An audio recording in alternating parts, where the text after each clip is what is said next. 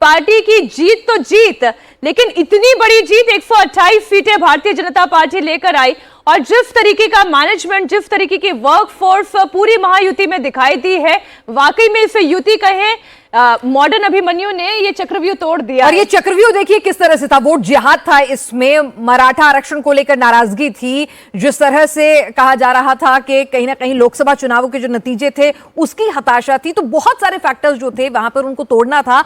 और ये हर चक्रव्यूह का एक घेरा जो है देवेंद्र फडणवीस बखूबी जो है वो तोड़ते गए और आगे बढ़ते गए। शहजाद पूनावाला इस वक्त हमारे साथ जुड़ चुके हैं। शहजाद, जीत की आपको बहुत बहुत बधाई, ऐतिहासिक अप्रत्याशित जीत है, तो सीएम भी अब आप ही का होगा। सीएम महायुति का होगा पिनाज जी, और जैसे हमने पहले भी कमिटमेंट किया था कि तीनों पार्टी का शीर्ष नेतृत्व बैठकर तय करेगा, परंतु ये जीत जो है ये दिल पे भी और मेरे टी शर्ट पे भी लिखा है, एक है, सेफ है। प्रधानमंत्री मोदी जी का जो करिश्माई नेतृत्व है, जिसकी वजह से केवल महाराष्ट्र नहीं, आप एक चीज नोट कीजिए, थोड़ा व्यापक इस चर्चा को करें तो हरियाणा में तीसरी बार सरकार आना, उत्तर प्रदेश में दूसरी बार सरकार बनना, उत्तराखंड में पहली बार सरकार का रिपीट होना किसी भी सरकार का, फिर गोवा में लगातार सरकार रिपीट, गुजरात में सरकार रिपीट, महाराष्ट्र में सरकार रिपीट। ये सरकार रिपीट होने का जो ये पूरा सिलसिला है, Modi means pro incumbency, Modi का पीडीए परफॉर्मेंस, डिलीवरी और एस्पिरेशन। जनता की एस्पिरेशन, जनता को डिलीवरी और जनता को परफॉर्मेंस करके देना, जो 2.5 साल में हमने महाराष्ट्र के लिए किया, ये कांग्रेस ने 50 साल तक महाराष्ट्र के लिए नहीं किया। इसीलिए महाराष्ट्र की जनता ने हमें अपना विश्वास दिया। आप इतना रिपीट कहते, मुझे लगा कि एक सवाल मैं आपसे झारखंड को लेकर पहले पूछ लो, फिर वापस महाराष्ट्र पर आऊं। एक वहां पर भी रिपीट हुआ है, वो भी इतिहास में पहले कभी नहीं हुआ था। हेमंत सोरेन ने सरकार रिपीट करा ली अपनी। देखिए, निश्चित रूप से कि अगर हम लोग झारखंड का मैंडेट ना माने और केवल महाराष्ट्र का मैंडेट माने, बोले कि झारखंड में गड़बड़ हुई है, तो हम महाराष्ट्र का जो एक विदूषक है संजय राउत, उसकी तरह हम लोग सुनाई देंगे। तो झारखंड ने जो भी मैंडेट दिया है उसको हम सहज स्वीकारते हैं। हमें कहाँ उधर इंप्रूव करना है, हमने कैसे विषय को ले जाना है, इस पे हम ज्यादा चिंतन करेंगे। जनता डिसाइसिव मैंडेट दे रही है। हरियाणा का भी मैंडेट डिसाइसिव था, झारखंड का भी मैंडेट डिसाइसिव है, महाराष्ट्र का भी मैंडेट डिसाइसिव है।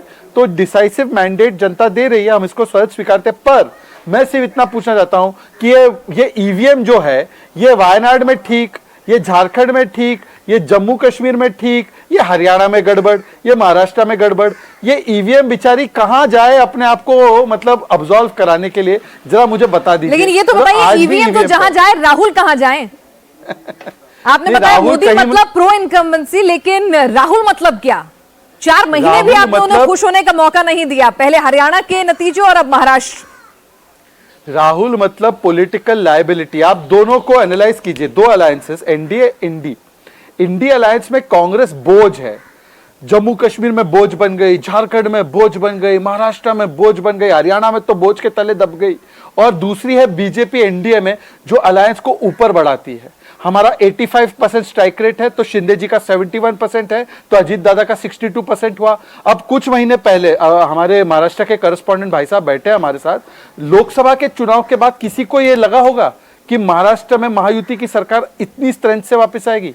तो इसीलिए मैं कह रहा हूं कि मोदी जी हमारे लिए एक ऐसा वो लीडर है और हमारा नेतृत्व देते हैं हमें। और राहुल गांधी लीडर नहीं है, राहुल गांधी रीडर है। चिट में जो आता है वो रीड करता है और पार्टी डुबाता है। चलिए, लेकिन यहां पर राहुल गांधी के लिए तो आपने कह दिया, उद्धव आपके साथ एक नहीं, दो नहीं, 30 साल तक रहे, बाद में साथ छोड़ दिया, लेकिन साथ छूटते के साथ उनका तो बहुत बुरा हाल हो गया।